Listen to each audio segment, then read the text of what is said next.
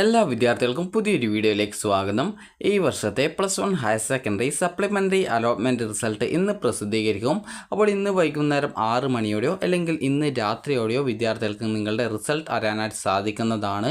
അപ്പോൾ വിദ്യാർത്ഥികൾക്ക് ഈ റിസൾട്ട് ചെക്ക് ചെയ്യാനായിട്ട് hscap.kerala.gov.in എന്ന വെബ്സൈറ്റ് വഴി നിങ്ങൾക്ക് ഹയർ സെക്കൻഡറി റിസൾട്ടും നിലവിൽ വൊക്കേഷണൽ ഹയർ സെക്കൻഡറി റിസൾട്ട് വന്നതുകൊണ്ട് തന്നെ വിദ്യാർത്ഥികൾ ആ result vocational higher secondary website ആയിട്ടുള്ള vhscap.kerala.gov.in എന്ന വെബ്സൈറ്റ് വഴി നിങ്ങൾ പരിശോധിക്കേണ്ടതാണ്. നിങ്ങൾക്ക് രണ്ടിടത്തും അലോട്ട്മെൻറ്റ് കിട്ടുകയാണെങ്കിൽ നിങ്ങളുടെ താല്പര്യത്തിനനുസരിച്ച് എവിടെയാണോ നിങ്ങൾക്ക് അഡ്മിഷൻ എടുക്കാൻ താല്പര്യം അവിടെ നിങ്ങൾക്ക് അഡ്മിഷൻ നേടാവുന്നതാണ്. അതുപോലെ ഈ ഒരു higher secondary supplementary allotment result check ചെയ്യാൻ വളരെയധികം സിമ്പിളാണ്. ഈ ഒരു കാൻഡിഡേറ്റ് ലോഗിൻ SWS എന്ന് കാണാൻ പറ്റും. അതുപോലെ തന്നെ കാൻഡിഡേറ്റ് ലോഗിൻ MRS എന്ന് പറഞ്ഞുകൊണ്ട് കാണാൻ പറ്റും. MRS എന്ന് പറഞ്ഞാൽ മോഡൽ റെസിഡൻഷ്യൽ സ്കൂളും SWS എന്ന് പറഞ്ഞാൽ സിംഗിൾ വിൻഡോ സിസ്റ്റവുമാണ്. നിങ്ങൾക്ക് ഏതിൻ്റെ റിസൾട്ടാണ് അറിയേണ്ടത് ആ ഒരു ലിങ്കിൽ ക്ലിക്ക് ചെയ്യുക. ക്ലിക്ക് ചെയ്ത ശേഷം വിദ്യാർത്ഥികൾക്ക് നിങ്ങളുടെ ആപ്ലിക്കേഷൻ നമ്പർ അതുപോലെ തന്നെ പാസ്വേഡ്, ഏത് ജില്ലയിലേക്കാണോ നിങ്ങൾ അപേക്ഷ കൊടുത്തത് ആ ഒരു ജില്ല എന്നിവ നൽകി ലോഗിൻ ചെയ്യാനായിട്ട് ശ്രദ്ധിക്കുക.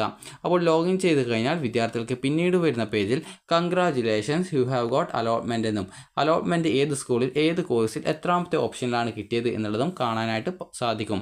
അതുപോലെ അലോട്ട്മെൻറ്റ് കിട്ടിയിട്ടില്ല എങ്കിൽ sorry you have no allotment എന്നും കാണാൻ സാധിക്കുന്നതാണ്. അലോട്ട്മെൻറ്റ് ലഭിച്ച വിദ്യാർത്ഥികൾക്കും അലോട്ട്മെൻറ്റ് ലഭിക്കാത്ത വിദ്യാർത്ഥികൾക്കും നിങ്ങളുടെ റാങ്ക് ഡീറ്റെയിൽസ് അറിയാനായിട്ട് ട്രാൻസ്ഫർ അല്ല ഈ ഒരു സപ്ലിമെൻ്ററി അലോട്ട് റിസൾട്ട്സ് എന്ന ലിങ്കിൽ ക്ലിക്ക് ചെയ്യുക.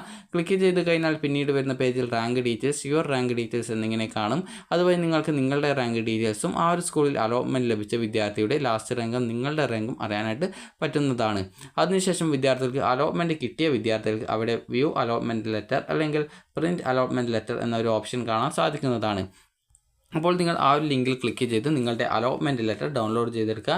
2 പേജ് ആയിരിക്കും ഉണ്ടാവുക. അത് കറക്റ്റായിട്ട് പ്രിൻ്റ് ഔട്ട് എടുത്ത് അതിൽ നിങ്ങളുടെ അച്ഛൻ്റെ അതായത് രക്ഷിതാവിൻ്റെയും അതുപോലെ തന്നെ നിങ്ങളുടെയും സിഗ്നേച്ചർ ഇടേണ്ടതും, അതുപോലെ നിങ്ങൾ ഏത് സെക്കൻഡ് ലാംഗ്വേജാണ് പഠിക്കുന്നത്, മലയാളമാണോ അല്ലെങ്കിൽ ഈ ഒരു ഹിന്ദിയാണോ അല്ലെങ്കിൽ ജർമ്മനിയാണോ, അതായത് ഓരോ സ്കൂളിലും ഈ ഒരു സെക്കൻഡ് ലാംഗ്വേജിൽ മാറ്റമുണ്ടാവും. അപ്പോൾ അതിനനുസരിച്ച് നിങ്ങൾക്ക് താല്പര്യമുള്ള കോഴ്സ് സെലക്ട് ചെയ്ത് കൊടുക്കാവുന്നതാണ്.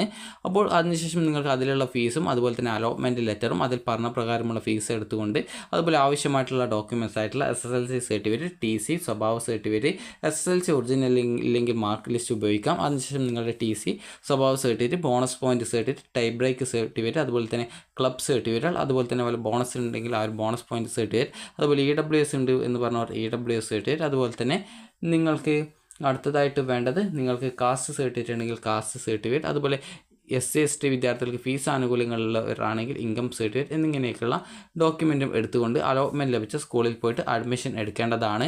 ഈ ഒരു ഫസ്റ്റ് സപ്ലിമെൻ്ററിക്ക് ശേഷം ട്രാൻസ്ഫർ അലോട്ട്മെൻറ്റ് ഉണ്ടായിരിക്കുന്നതായിരിക്കും.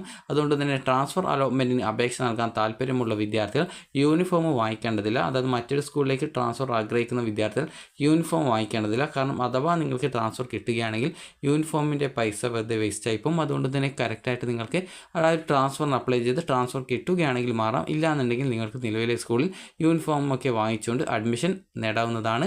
അലോട്ട്മെൻറ്റ് ലഭിക്കുന്ന വിദ്യാർത്ഥികൾ നിർബന്ധമായിട്ടും അഡ്മിഷൻ എടുക്കേണ്ടതാണ്. കാരണം അഡ്മിഷൻ എടുത്ത വിദ്യാർത്ഥികളെ മാത്രമാണ് ട്രാൻസ്ഫർ അലോട്ട്മെൻറ്റിലേക്ക് പരിഗണിക്കുകയുള്ളൂ. അപ്പോൾ വിദ്യാർത്ഥികൾക്ക് ഈ ഒരു വീഡിയോ ഉപകാരപ്രദമായിട്ടുണ്ടെങ്കിൽ ലൈക്ക് ചെയ്യുക, ഷെയർ ചെയ്യുക. Thank you for watching.